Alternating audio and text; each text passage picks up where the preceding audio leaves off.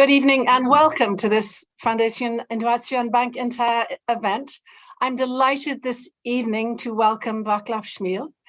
He's speaking to us from Manitoba, where he is a distinguished professor emeritus in the Department of the Environment.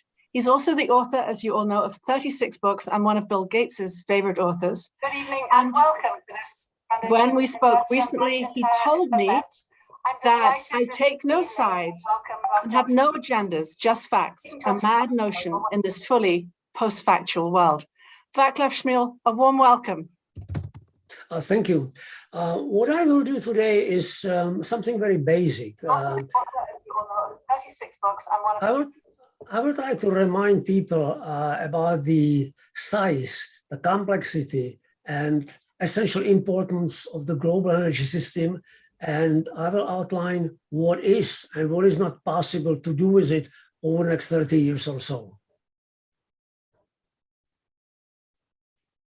This is by far the most complex construction humans ever put in place.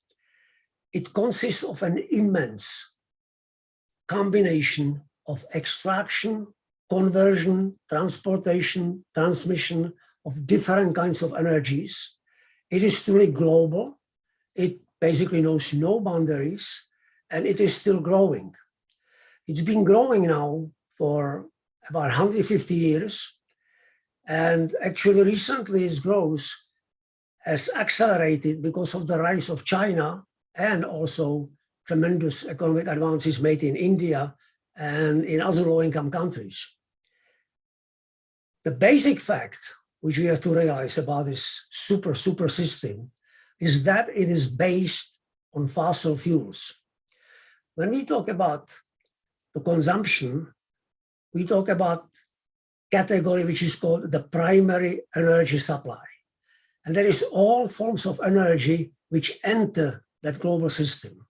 And that is today coal, oil, natural gas, and electricity directly generated from hydro, from water, from nuclear fission, and from wind and solar energy. There is also a little bit of geothermal energy and also biofuels, but that comprises the modern energy system.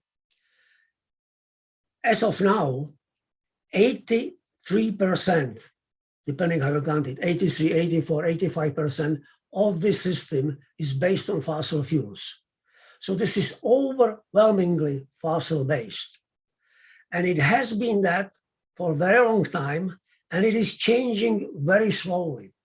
And this is the fundamental thing which people have to appreciate, that any change to the system, what you call the energy transition, although it is going on all the time, there is nothing new about energy transitions, because I mention this because people frequently say, oh, we are now transiting, we are moving away from fossil fuels to renewables. We've been always moving away from something to something. First, of course, we moved from traditional biomass, wood and charcoal and straw, to coal. And then from coal, we added oil and natural gas and hydroelectricity and then nuclear electricity. And now we are in renewables. So the global energy system has been always in transition at different paces and at different rates in different parts of the world. But there is nothing new about this transition. But what is always common to it, that it is a relatively slow process. Now, it could happen relatively fast in a small country.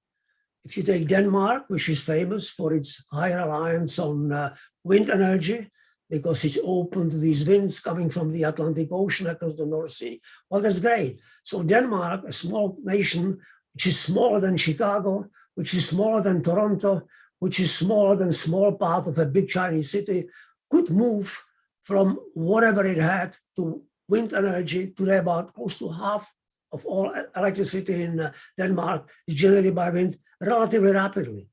But China, 1.4 billion people, or the US, depending how you count it, still the world's largest economy, they cannot move to something else very rapidly. And the world as a whole has to proceed very slowly. Now, I'll cite a few basic numbers so you would appreciate how slowly it has been going. 20 years ago, the world's dependence on fossil fuels was about 88, 90%, 87, depends how you count it. And now it's about 83, 84.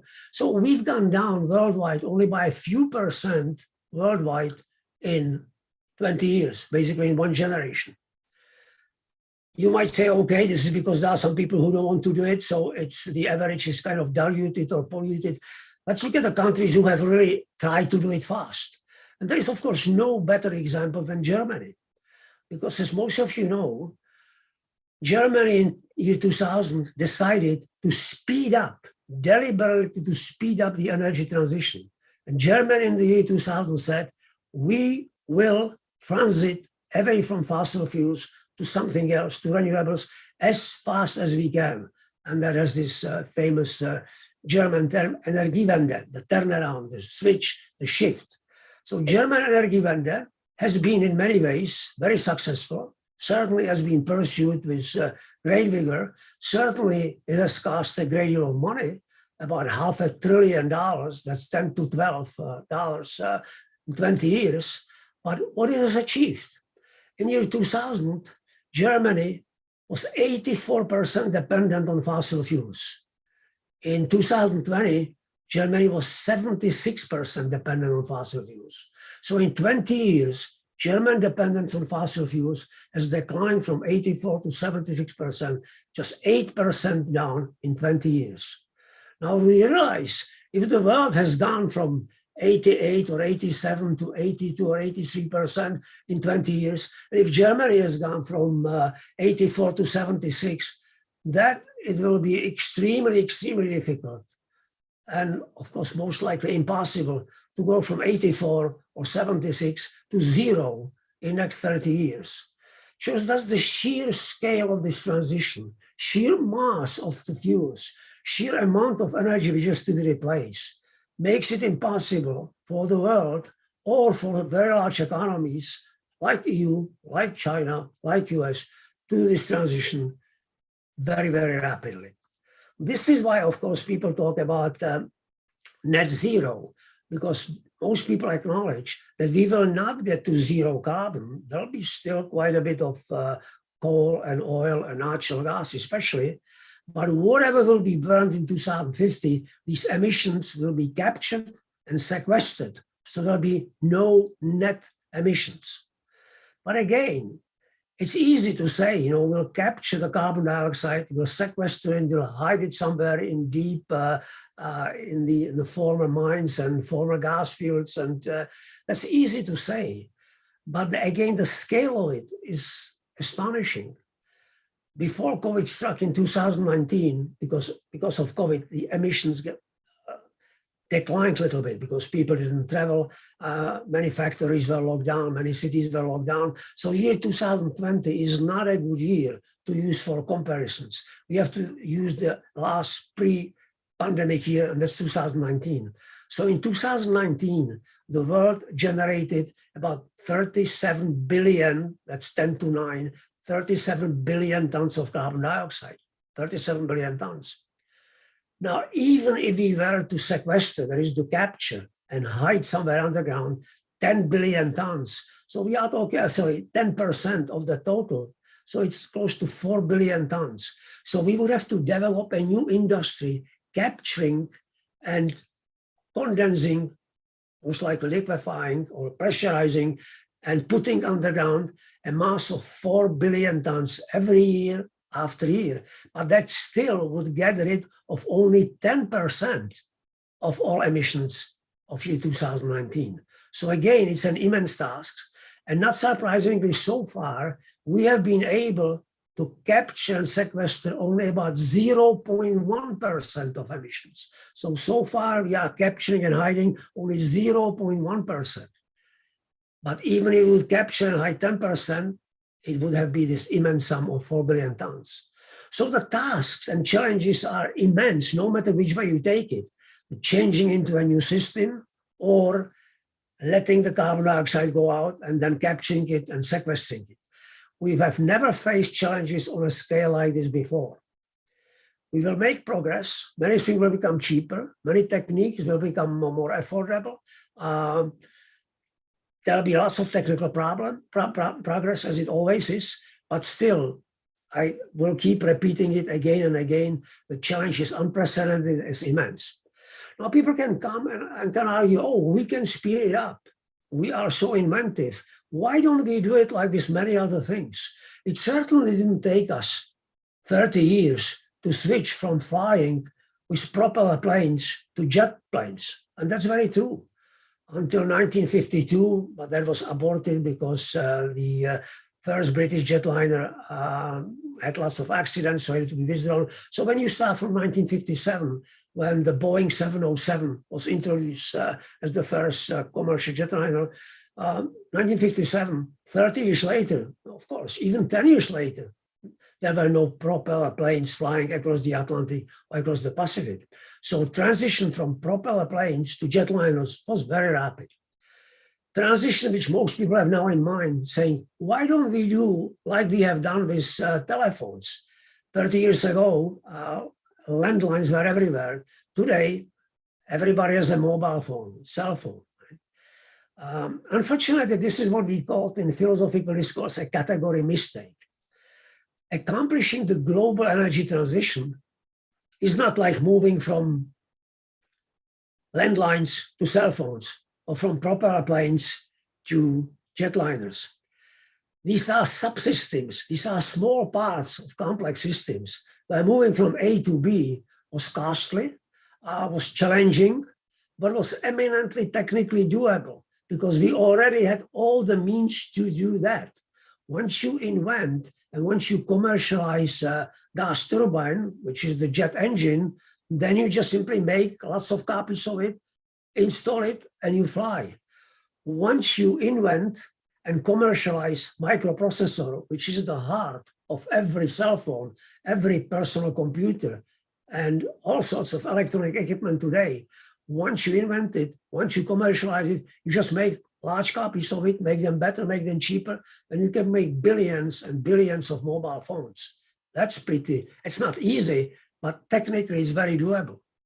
But we do not have the techniques which will have to replace our fossil fuel at a commercial scale available right now. We just simply do not.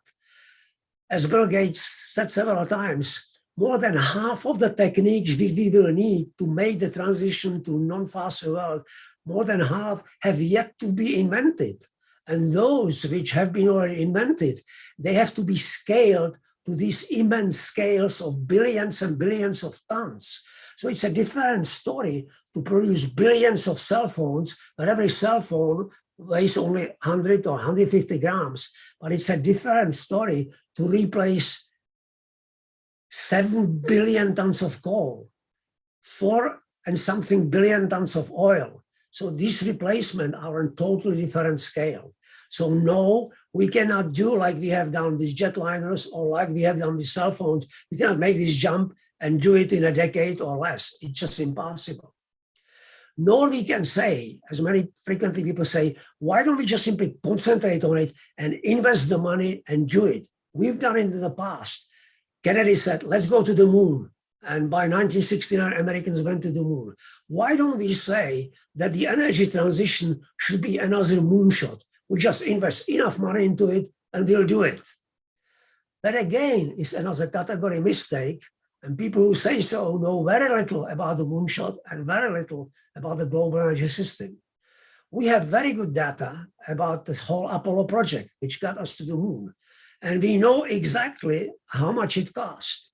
And in $2022, because of the intervening inflation, we've got to convert into current dollars. So in $2022, the whole project of putting people to on the moon between 1961 and the moon landing happened in 69, first one, but that the whole project ended in 73. So the whole project between 61 and 73 cost in 2022 monies about 265 change these days. This is almost nothing, $265 billion.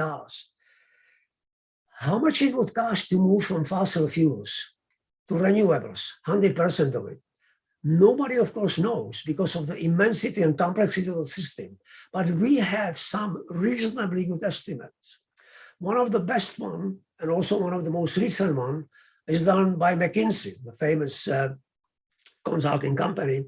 And these are conservative, these are economists, conservative people, these are kind of wide-eyed guesses. And their estimate is something on the order of 275 trillion, that's to 10 to 12, 275 trillion US dollars, okay, between 2022 and 2050. So basically it's about $10 trillion, 10 to $12 per year, $10 trillion. The global economic product these years is about 90 trillion. In 2019, before it dipped because of COVID, was about 90 trillion. So over the next 28 years, we would have to invest basically every year 10 or 11% of the global economic product into this transition, while the moonshot cost America about 0.5% of its gross domestic product. So this is totally incomparable. Moonshot costs us 0.5% of America's gross domestic product. McKinsey's conservative estimate of moving to total renewables by 2050 would cost the whole world 10% of the economic product every year. And you realize that perhaps rich countries could say, okay, we can afford it, although we've never engaged in anything like that, setting aside suddenly 10% of gross economic product.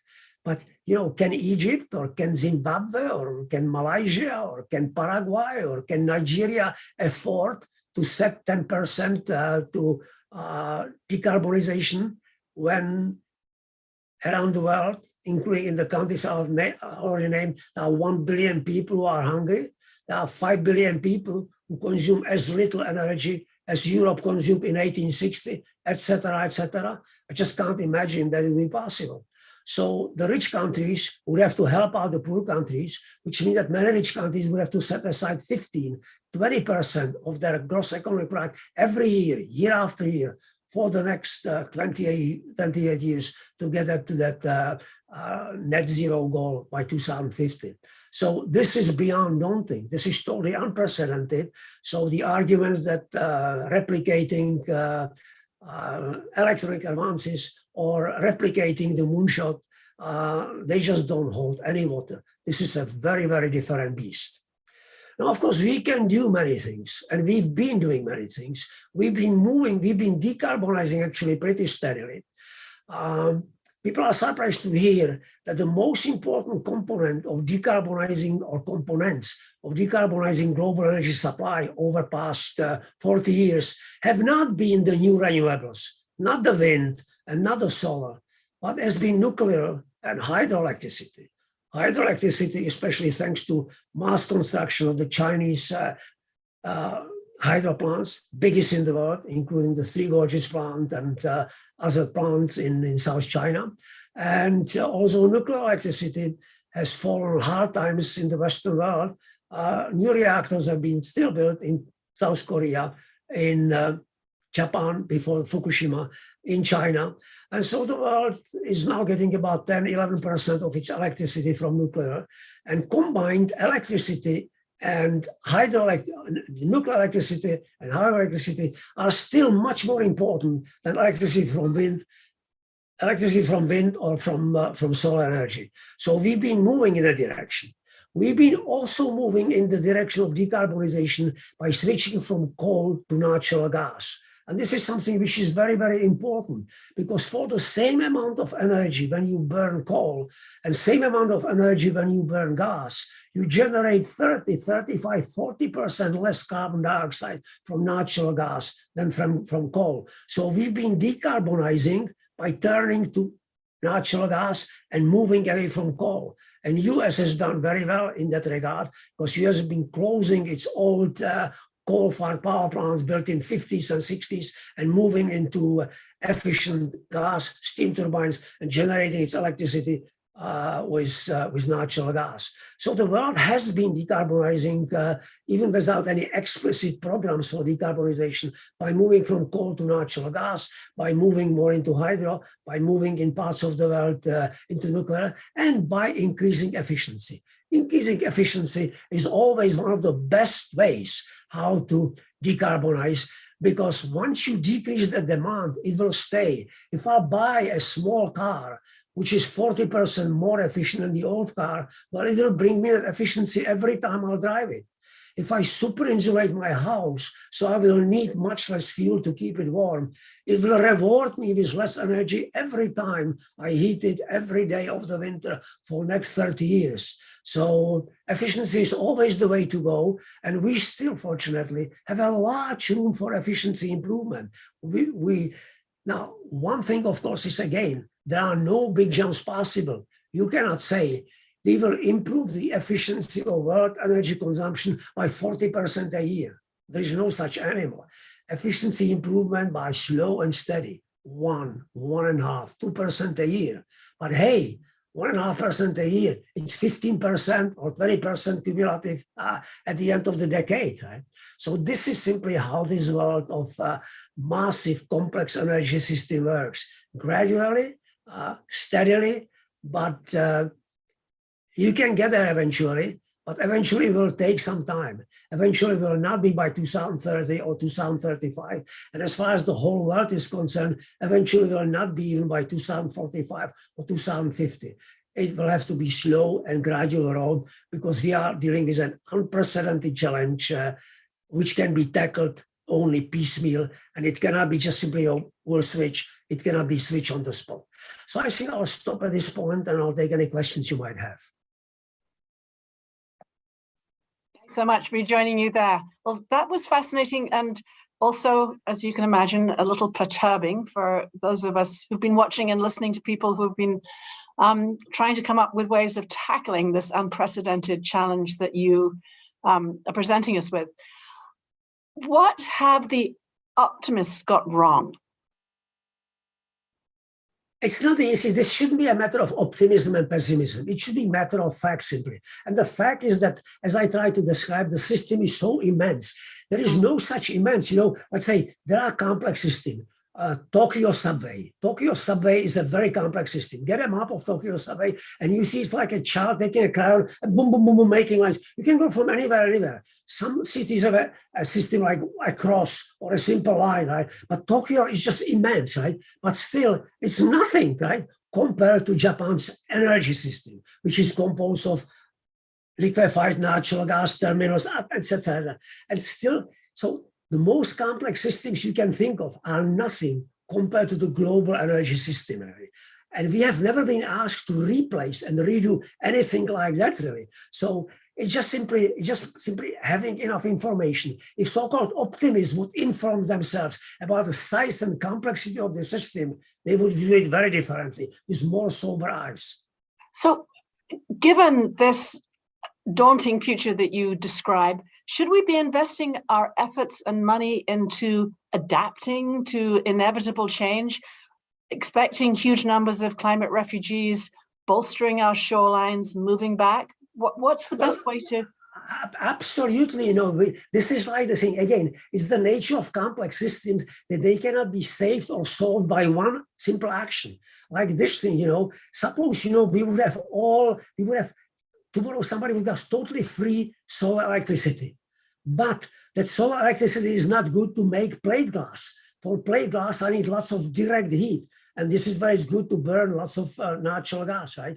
I need to pack every bit of food you eat now, every daily product is pasteurized, right? Heated to 72 degrees Celsius, right? Well, it's best done with, it could be done with electricity, but hot water is much better to have, really. So, it's just, in complex system, there is no simple single solution. So we should be doing many things, inventing new gizmos, inventing new gadgets, but improving efficiency, and yes, adapting as much as we could, of course.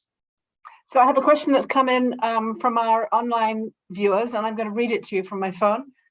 Can you see a future with small batteries of hydrogen? Will that be suitable for private transportation? Well, again, you see, this is the thing, that it's to create something which we do not have. Today, we have a considerably sizable hydrogen industry around the world. We produce about 90 million tons of hydrogen, but all of that hydrogen is committed. It goes into production of nitrogen fertilizers, it goes into refining, a little bit goes into, so we have no free hydrogen to be given away for transportation or for generating electricity.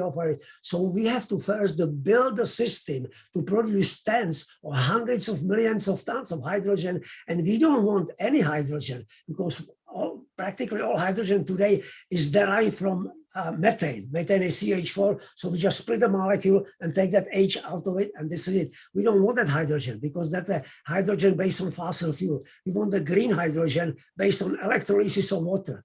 But there are no billion capacities of electrolyzers to produce green hydrogen. So again, it's a complex system problem. Before I even think about hydrogen for transporting this, transporting that, producing this, producing that, I must construct the global hydrogen industry and the distribution network, ships and pipelines to bring it around the world. So, you know, first things first, right?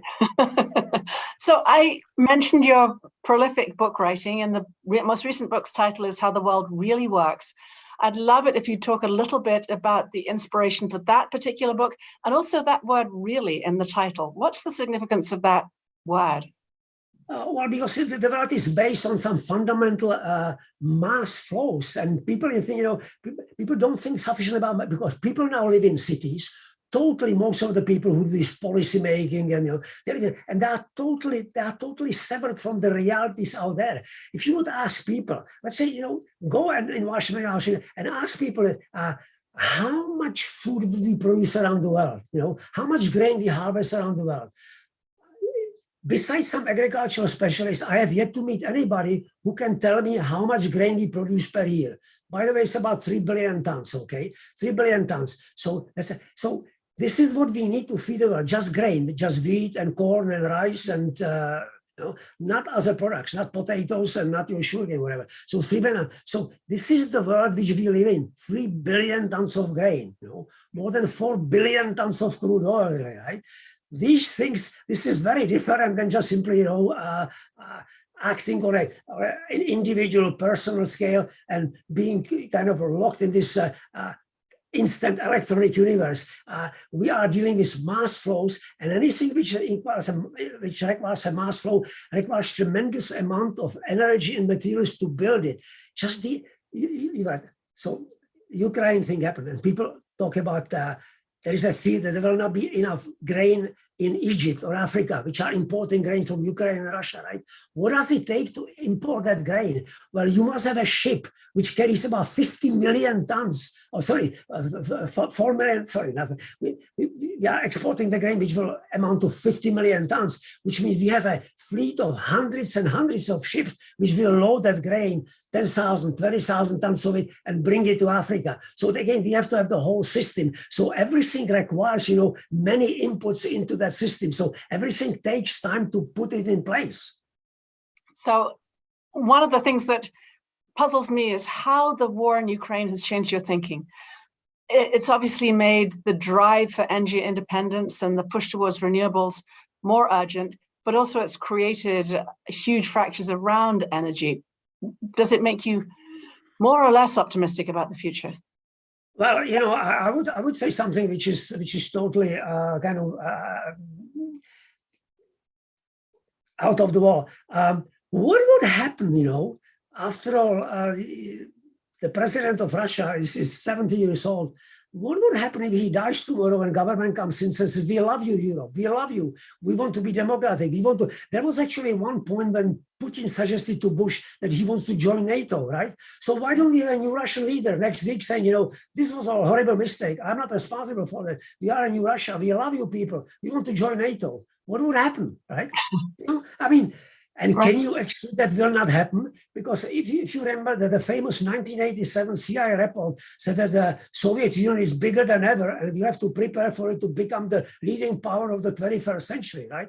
4 years later, there was no USSR left, really, right? You know, so these things do happen. Unexpected things like the collapse of the USSR or the Ukraine war was fully expected. That was not unexpected, but turnaround like that happened, right? So I would not be so sure how fast this thing will go. It's this total, you cannot totally decouple from all of that overnight anyway, right? And Russia is well aware of it.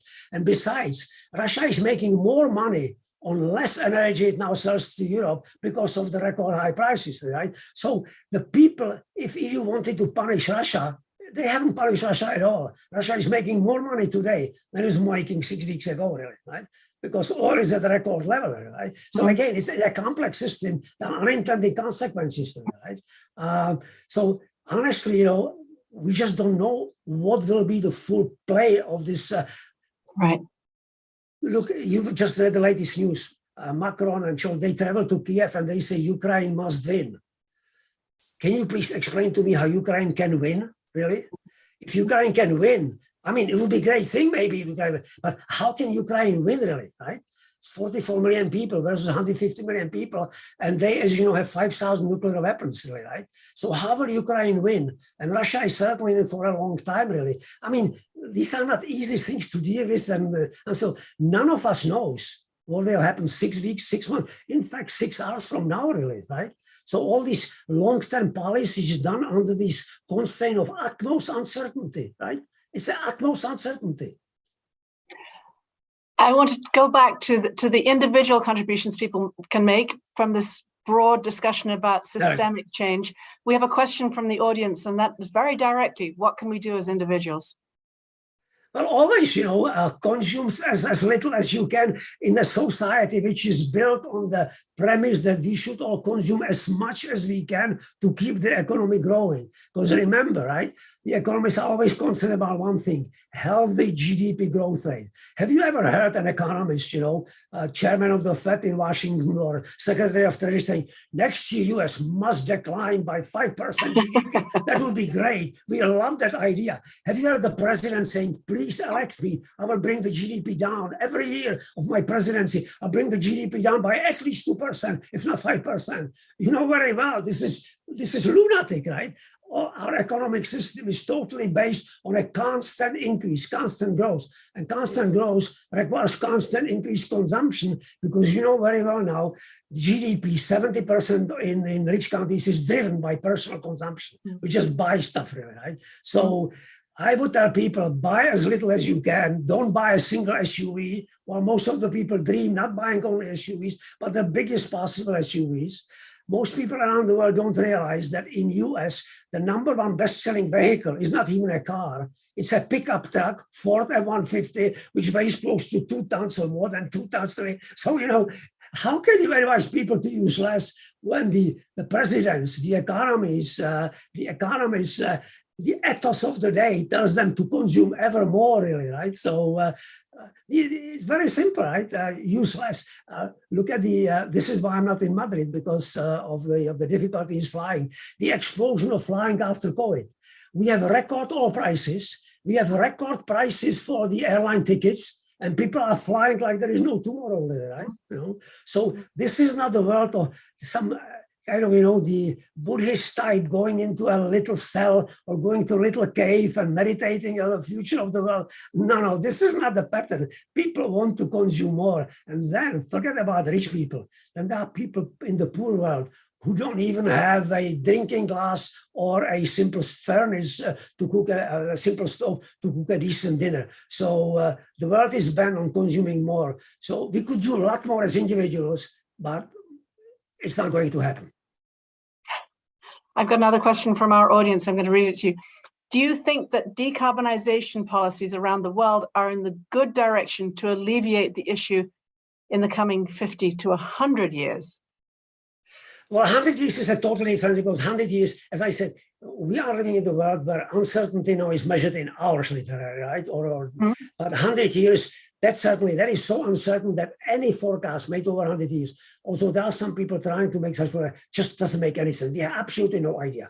All you have to do is to go back 100 years, right? You know, and go back to 1922, just after the First World War, right? You know, I mean, what did we have? You know, of course, there were no jet line. I mean, most of the stuff which we have today, we did not have in terms of technical advances.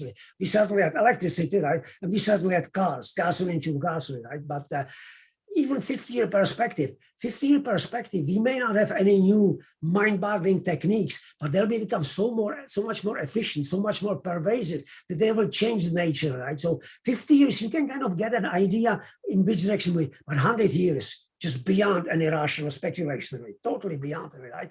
But simply the good advice is always, we shouldn't be concerned about, 2030, 2035. We should always do as much as best as we can, as soon as we can. This is always the best advice because, this goes 2030 is far away. For most people, we are very good at discounting future, right? Somebody will promise you a certain million tomorrow, right? And somebody will promise you 100,000 today, right? And people take 100,000 today instead of million by 2025, right? How do I know I'll be alive at 2025? Right. Even if I'm whatever, 17 years young, I'm driving a motorcycle, I can be dead in a motorcycle accident. So discounting, people always forget about discounting the future. And with such, discounting of future is so steep that we shouldn't be concerned about these deep targets because people dismiss them usually. We should be concerned with today and tomorrow and try to do the best as we can today and tomorrow. So that really does bring me to a question about those targets. Should we not have, are they just a distraction? Is it a mistake to be setting ourselves targets? Are we setting ourselves up for failure? I see that. So there's just the thing. If you have targets, right, there's nothing wrong about targets, and targets would be actually very helpful and that could be stimulating and absolutely. So I'm not like on target, but then we should have binding targets which really have some bite and meat really. As you very well know, there are no binding targets, right? So no punishments. Well, no, but we can start. Forget it. We cannot enforce anything global because even the United Nations. Russia is a permanent member of the Security Council, or China, they can veto anything, right? So globally, we cannot enforce anything, but we could have nationally binding targets. There is not a single nation which have nationally binding targets, right? It's just kind of goals, right? We should get to the goal, really. But why do not we have binding targets? Because nations are reluctant to put the targets on themselves when they see that other nations have no targets for themselves. So that's very difficult, right? So we ask the question, why should I burden my economy? And this is a rational argument. Why should I burden my economy with guaranteed cut 10% by 2025 when China is not willing to cut by a single person, right? So, and don't forget, where the rubber meets the road, everybody's a nationalist. It comes to this national decision making, right? Very few people will say, oh, that's fine. The whole Asia may just keep on emitting, but we will stop emitting. And if not, we will punish ourselves. So it's just very difficult. So this is why, these targets are basically toothless, really. They are just kind of, they are just numbers, right? Right. Let's take another reader question. I'll read one.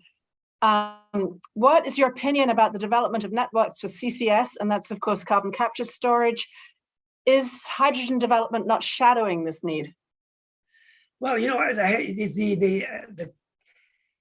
the capture, it's technically it's possible, but nowhere it's done on a mass scale. So far, the only capture which we've done, we capture CO2 and we use it actually in production of crude oil or natural gas. We just re-inject it back. So that it makes sense. We've been doing it in Saskatchewan and in Canada for actually decades, So when you use it as a tool for production, or many people know that US is now downwards the hydraulic fracturing or fracking of oil and gas, when we pump mixture of water and chemicals underground and force the hydrocarbons out.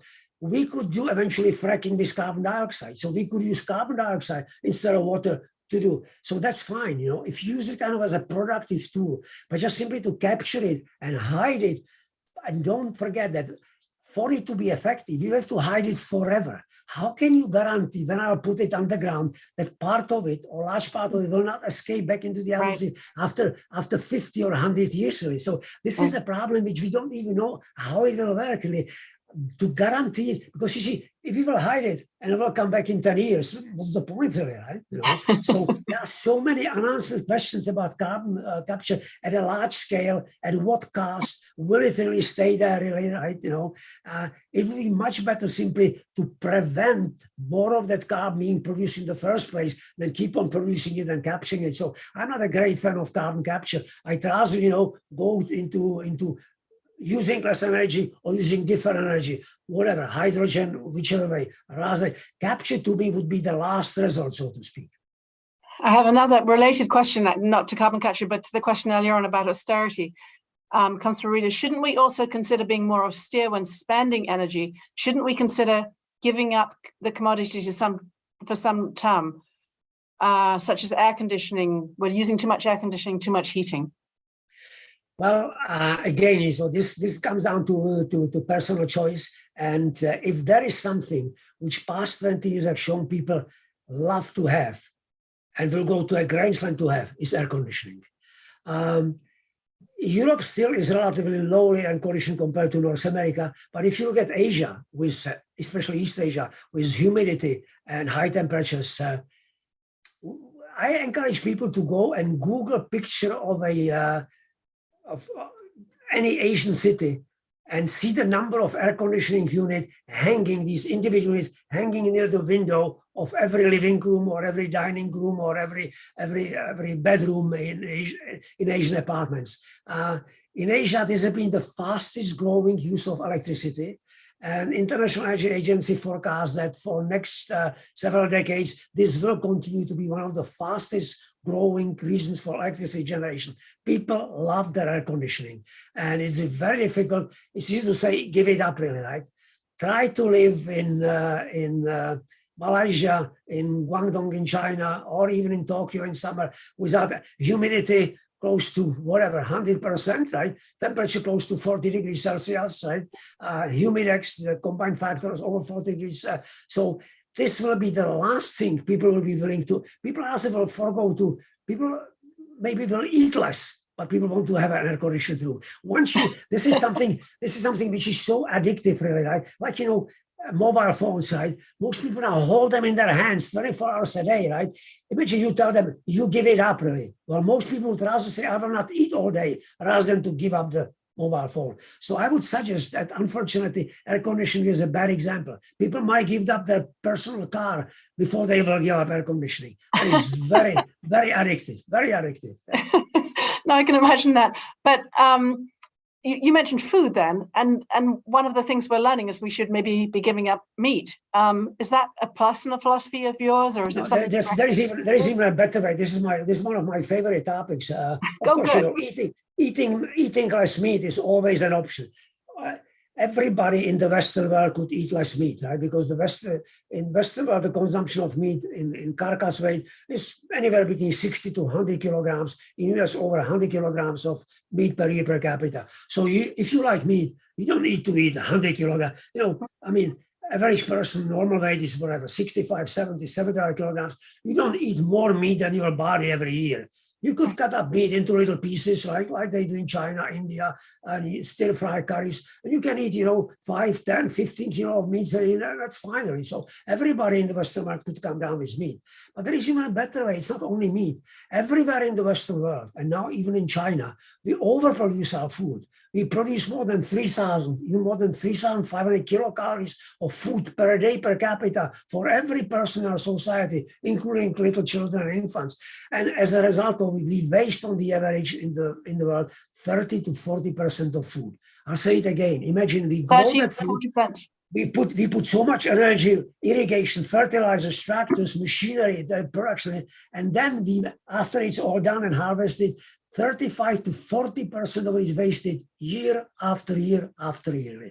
Only Japan is the only rich country in the world. They produce 27, or they produce an import, simply what's available per capita, 2,700 kilocalories, right? But in US, in EU, it's 35, 3,600. Even in EU, some places, 3,700 kilocalories per day per capita. In China, it's about 34, right? So this is what we should do in the first place. Forget about meat, right? Eat less meat, fine now, but we should waste less food in general, because this is because after all, we've already put the energy on it, we already grow it, really, right? And then we waste it, really. This is totally unpardonable. One of the questions we have coming in is about upcoming technologies of the future, and they're asking about nuclear fusion. How do you think that will change the energy market? It will change it when it will come. And it will come whenever it will come, which nobody knows. This is my mythical answer is, you see, we've been promised nuclear fusion next Monday for past, now it's 70 years, actually, something like that, really. And we always, you always have this, you had like, oh, there's another breakthrough, right? The people who don't listen to me. listen to people who have been trying to develop nuclear fusion, who are clear-eyed and who are realistic, and they will tell you that we will not see anything viable before 2045, okay? And 2045 is so far, again, you know, this is one of these distances where, Right. so no, nuclear, simply this, I'm not a betting man, but I could bet every penny I have that we will not see any commercial nuclear fusion making difference to global energy supply in next 10 years, none whatsoever. Snowball chance in hell. So tell me more about nuclear fission. I mean, a number of countries, France. This is fully commercial. We derive 10% of the world electricity. France derives 70% of electricity, but we chose not to develop it any further for a variety of reasons. Cost overrun, people fear of it, people, you know, especially after Fukushima, Germany decided to shut it down. South Korea became reluctant to build it. So now it's only China and India. They are still building quite heavily, China quite heavily. So it's in countries which have it for a long time. We have it in Canada for more than half a century, perfectly safe. In the US, there has been never any major, the only accident in 3 Mile Island, which never got outside of the plants, so it's been very reliable in US, Canada, France, really. It's a proven, well-tested thing, and it delivers electricity 90% of the time very safely, but it costs a great deal of money, and we still haven't gone through the cost to make it literally a lot more cheaper, and it's still feared by majority of population. Most people simply don't want to touch it really. So this is a perfect example of a viable but expensive commercial technology which people fear and don't want to use on a mass scale. So yes and no, right?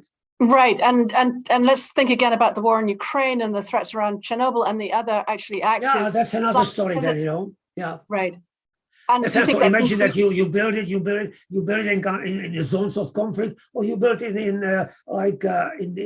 in Japan was caused by tsunami. Well, actually, we have to worry. It wasn't caused by tsunami because people don't realize there are these 2 nuclear power plants, 2 Fukushimas, one south of the other, and the other one didn't suffer any damage whatsoever. So it wasn't caused by tsunami. It's much more complex, but you don't have time to go into that. But anyway, you built it in earthquake-prone zone, you built it in conflict zones, So yes, there is a risk associated with nuclear. There's absolutely no doubt about it.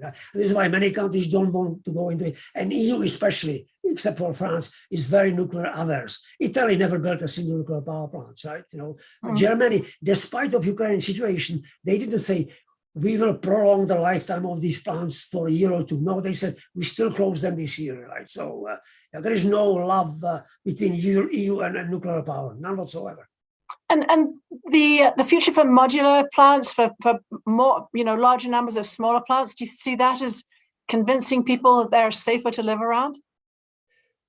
Again, we don't have them commercially available. You cannot go to the market. I can go to the market if I have money and I can buy myself a private big jet liner. If I'm a Saudi prince, I could buy myself 747 used one or new 787, and I can start flying it tomorrow, right? I cannot go to a market saying, sell me 10 small nuclear reactors. They are not readily available on the market, right? They've been under development, and some, we've done a little bit here, but this is not an item. This is not your Boeing or your mobile phone. You just cannot buy it.